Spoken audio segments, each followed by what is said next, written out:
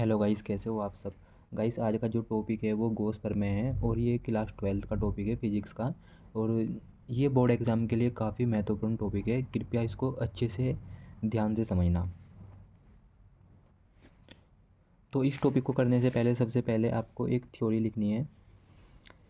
Theory क्या है वो कि किसी बंद पृष्ठ से, ठीक है, किसी बंद पृष्ठ से गुजरने वाला वैद्युत फ्लक्स यानी कि फाई ई उस पृष्ठ पर लगे आवेश यानी कि क्यू का 1/एप्सिलॉन नॉट गुणा होता है।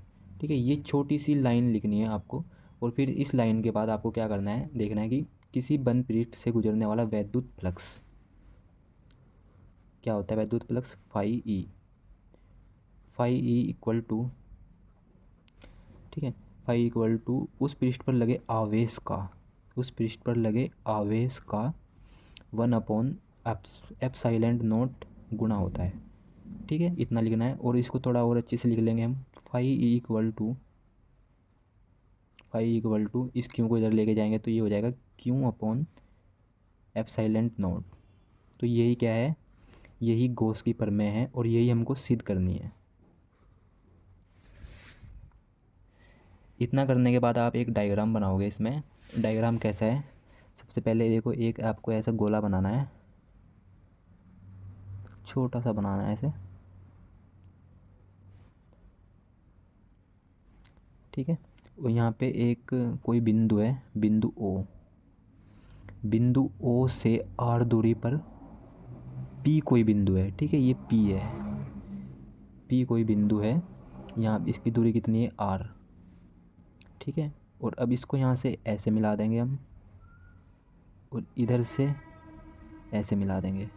ठीक है, तो देखो, एक गोला तो ये हो गया, ये पूरा बड़ा गोला है। ठीक है, और फिर इसके जो ये बीच में ना, ये छोटे वाला गोला है ये। ठीक है, अब इसको यहाँ से हम थोड़ा आगे मिला देंगे तो ये हो गया ई वेक्टर। ठीक है, और जो ये ई वेक्टर है ये डी ए वेक्टर के साथ क्या कर रहा है, थीटा कोण बना रहा है। यहाँ पे ये थीटा कोण है। ठीक है, जो ये छोटे वाला गोला है इसका जो क्षेत्रफल है वो क्या है, डी ए। ठीक है, अब यहाँ से इसको ऐसे मिला देंगे और यहाँ से इसको ऐसे मिला देंगे। ठीक है, जो ये छोटे वाला जो ये गोला है ना, मतलब बहुत आसान भाषा में समझा रहा हूँ। देखो, जो ये छोटे वाला गोला है ये यहाँ पर ये एक आंतरिक घनकोण बना रहा है। यहाँ पे आंतरिक घनकोण क्या होता है, डी ओमेगा। ठीक है, बस इतनी सी कहानी को समझना है। जो आगे का जो डेरिवेशन है वो बहुत आसान है, बस इतना समझ जाना है आपको।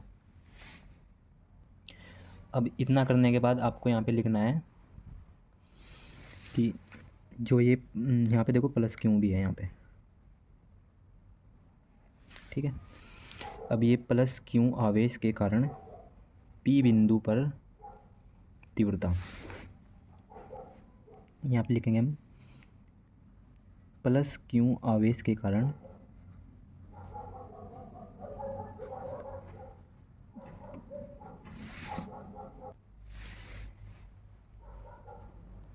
के कारण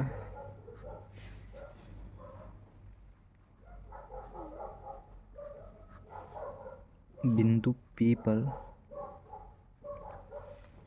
तीव्रता। ठीक है, तीव्रता क्या होती है हमारी, E = 1/4πε0 Q/r²। ये तो सभी को पता होगा। ठीक है, अब इतना करने के बाद जो ये छोटे वाला क्षेत्रफल है ना, डी ए। ठीक है, तो अब ये जो ये डी ए, ये इसके लिए आंतरिक घनकोण बना रहा है। तो यहाँ पे लिखेंगे हम क्षेत्रफल डी ए के कारण, क्षेत्रफल डी ए के कारण कारण बिंदु ओ पर, बिंदु ओ पर आंतरिक आंतरिक आंतरिक आंतरिक घन कोण। ठीक है, वो क्या होता है हमारा, डी ओमेगा, डी ओमेगा, ये डब्लू नहीं है, ओमेगा बोलते हैं इसको, D omega D A cos theta upon are square. ठीक है, इसको ब्रैकेट में ऐसे बॉक्स में, ओहो थोड़ा हो गया, ऐसे बंद करते हैं। ठीक, ये आपको याद रखना पड़ेगा, ये बहुत महत्वपूर्ण फॉर्मूला है। ठीक है, इतना करने के बाद हम लिखेंगे इसमें कि डी ए से गुजरने वाला वैद्युत फ्लक्स, छोटे वाला क्षेत्रफल है ना डी ए, अभी देखो छोटे वाले क्षेत्रफल की बात चल रही है इसमें, डी ए से गुजरने वाला, डी ए से गुजरने वाला वैद्युत फ्लक्स, वैद्युत फ्लक्स, वैद्युत फ्लक्स क्या होता है सभी को पता है, फाई ई। ठीक है, हम छोटे वाले क्षेत्रफल की बात कर रहे हैं तो इसलिए हम यहाँ पे डी लगा देंगे। ठीक है, d phi E equal to e vector, देखो e vector into d a vector, जो ये ई वैक्टर है ये इसके लिए थीटा कोण बना रहा है ना, e vector into d a vector. ठीक है, अब एक चीज़ आपने पढ़ी होगी, आपको याद आ जाएगा, देखो A vector into B vector, ये क्या हो जाएगा अब, equal to A into B cos theta. ठीक है, ये आपने पढ़ा होगा, नहीं पढ़ा होगा तो यहाँ पर ध्यान से समझ लेना कि a vector into B vector equal to a b cos theta होता है। तो यहाँ पे भी हम ऐसे ही करेंगे सेम, यहाँ से हम वेक्टर हटा देंगे तो ये हो जाएगा d phi E equal to, vector हटाएंगे ई इंटू डी ए कॉस थीटा लगा देंगे, वेक्टर हटाया तो कॉस थीटा, बस। ठीक है, अब हमें इसमें क्या करना है, जो ई की वैल्यू है वो हम यहाँ से ई की वैल्यू उठा के हम यहाँ पे पुट कर देंगे। D phi E equal to, e की जो वैल्यू है वो क्या है, 1/4 पाई एप्सिलॉन नॉट, और फिर क्या है क्यू अपॉन आर स्क्वायर। ठीक है, और डी ए इंटू तो ये लगा ही दिया ना, इंटू डी ए कॉस थीटा। ठीक है, ये सेम टू सेम वैसे ही आ जाएगा, यहाँ पे हमने ई का मान रख दिया। अब इतना करने के बाद, ठीक है, पेज चेंज कर देंगे यहाँ पे, उधर जगह नहीं है तो पेज चेंज कर देंगे हम यहाँ पे, 1 मिनट। देखो हम यहाँ पे क्या करेंगे, ठीक है, इसको हम सेम वैसे ही लिखेंगे, D phi E equal to, जो ये क्यू है ना इस क्यू को हम इधर लेके जाएंगे। ठीक है, यहाँ पे Q upon 4 pi epsilon naught. ठीक है, और फिर D A cos theta upon नीचे क्या बचा आर स्क्वायर, इतना बचा ना, तो ये ऐसे ही थोड़ा सही करके लिख देंगे हम। तो यहाँ पे लिखेंगे हम, क्या आता है ये, डी, इसे यहाँ से कट करेंगे मैं थोड़ा यहाँ से, देखो जो ये डी फाई है इसको सेम टू सेम वैसे ही उतारेंगे हम यहाँ पे, डी फाई इक्वल टू, ठीक है, इस क्यू को इधर लेके जाएंगे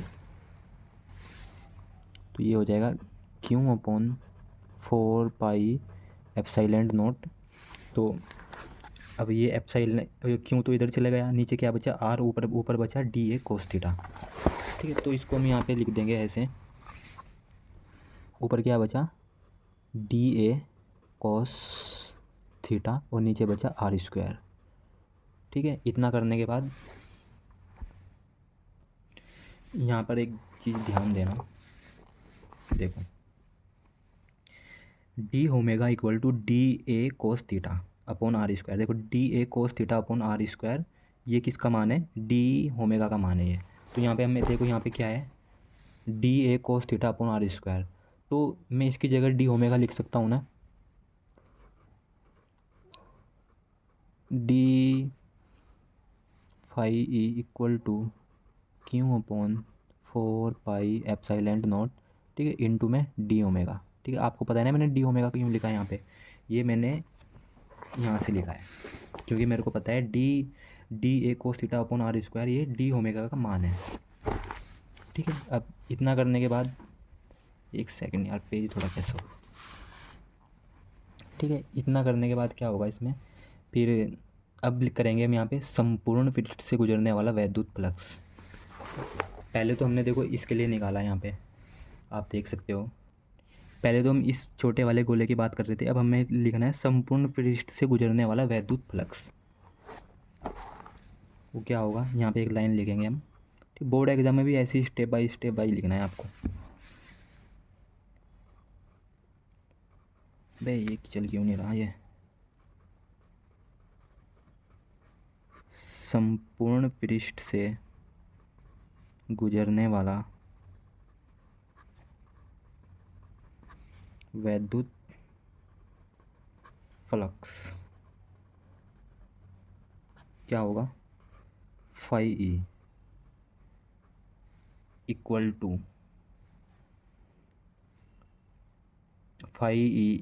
to one upon 4 pi epsilon naught. ठीक है,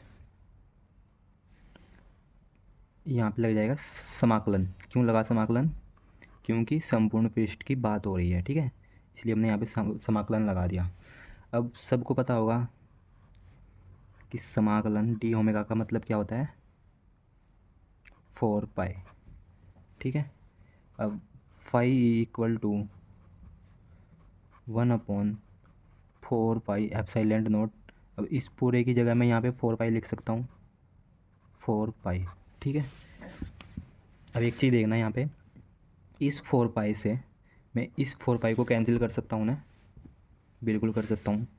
तो यहाँ पे बचा क्या है, phi equal to 1 upon epsilon naught. ठीक है, और यही क्या है, गॉस प्रमेय। बस आपको इतना करना है, स्टेप बाय स्टेप लिखना है। अगर ये 5 नंबर में पूछा जाएगा तो आपके 5 नंबर में से एक भी नंबर नहीं कटने वाला।